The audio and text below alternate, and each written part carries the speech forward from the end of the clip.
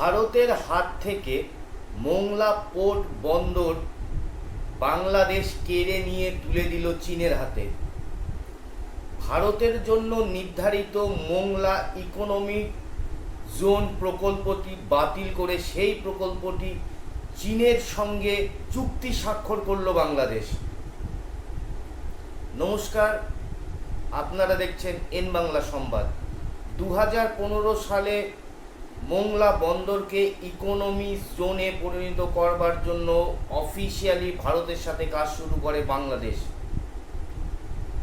2026-এ 10 বছর পরে সেই মোংলা পোর্ট বন্দরটি বাংলাদেশ ভারতের হাত থেকে ছিনিয়ে নিয়ে চীনের হাতে এই প্রকল্পটি হস্তান্তর করলেন। মোংলা বন্দর বাংলাদেশের দ্বিতীয় বৃহত্তম বন্দর।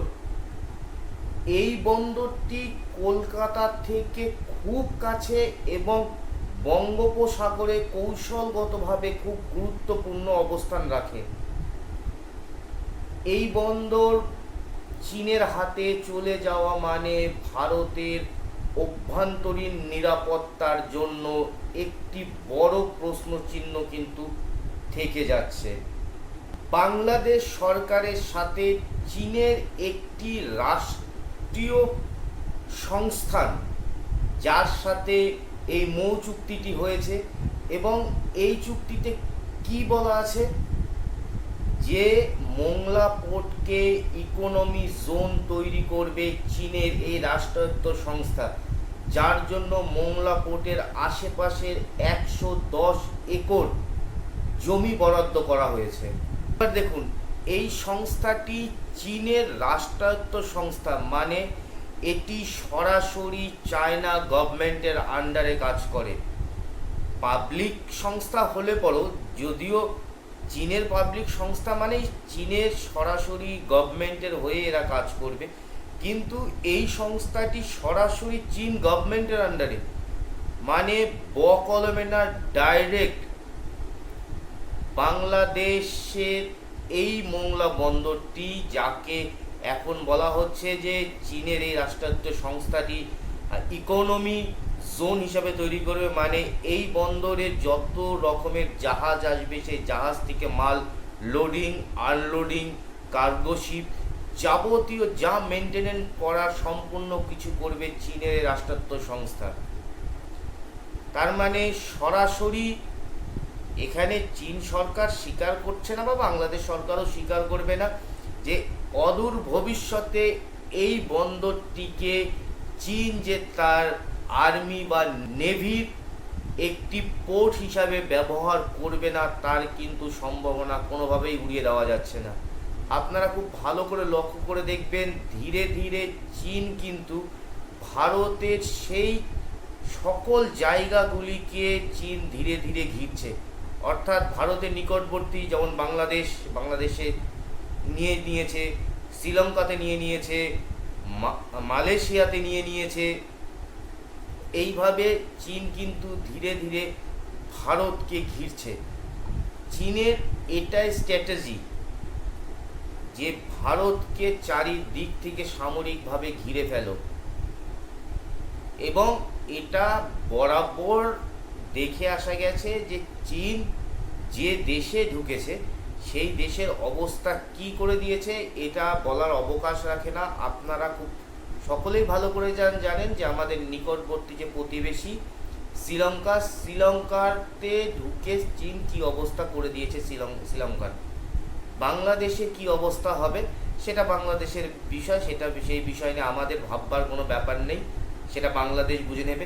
কিন্তু ভারতের ঘাড়ের কাছে চীনের আবার একটি সামরিক ঘাঁটি তৈরি করতে চীন সফল হলো, যেটা আমাদের ভারতের বিদেশ নীতির জন্য সবচেয়ে বড় ব্যর্থতা। এটাকে আপনাদের মানতেই হবে যে এইটি ভারতবর্ষের জন্য সবচেয়ে বড় ব্যর্থতা আজকের ডেটে। আজ আমরা চীনকে আমাদের ঘরের কাছে নিয়ে এসে বসিয়ে দিলাম, যেটি ভারতবর্ষের সুরক্ষার জন্য সবচেয়ে বড় চ্যালেঞ্জ হয়ে দাঁড়িয়েছে। সাম্প্রতিক খবর এসেছে যে চীন অরুণাচল প্রদেশের বেশ কিছু জায়গা দখল করে নিয়েছে।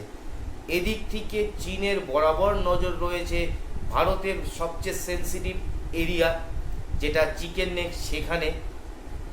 ইভেন আরও একটি কথা শোনা যাচ্ছে যে বাংলাদেশে যে লালমনিরহাট এয়ারবেস রয়েছে, যেটি দ্বিতীয় বিশ্বযুদ্ধের সময় ব্যবহার করা হয়েছিল, তারপরে এই এয়ারবেসটিকে বন্ধ করে দেওয়া হয়েছে, সেই এয়ারবেসটিও রক্ষণাবেক্ষণের জন্য নাকি বাংলাদেশ সরকার চীনকে এর টেন্ডার দিতে চলেছে বা দেবে।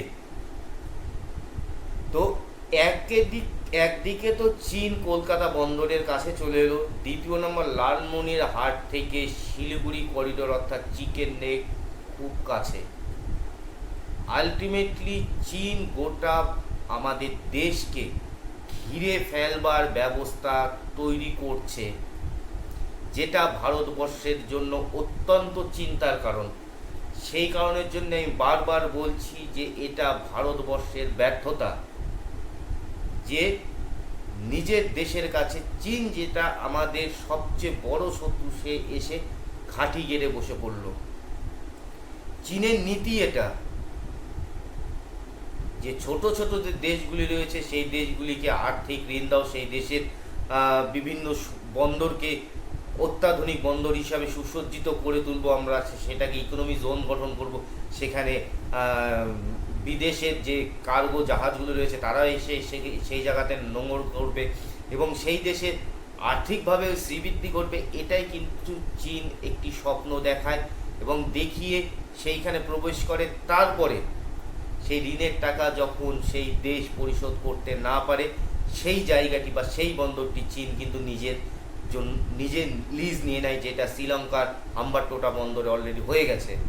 চীন কিন্তু 99 বছরের জন্য সেই বন্দরটি লিজ নিয়ে নিয়েছে, অর্থাৎ সেই বন্দরের উপর এখন চীনের সম্পূর্ণরূপে সামরিক কবজা, যেখানে শ্রীলঙ্কা গভর্নমেন্ট চাইলেও কিছু করতে পারবে না। আগামী দিনে যে বাংলাদেশের এই মোংলা বন্দর যে সেই জায়গাতে আসবে না, তার কিন্তু কোনো গ্যারেন্টি নেই।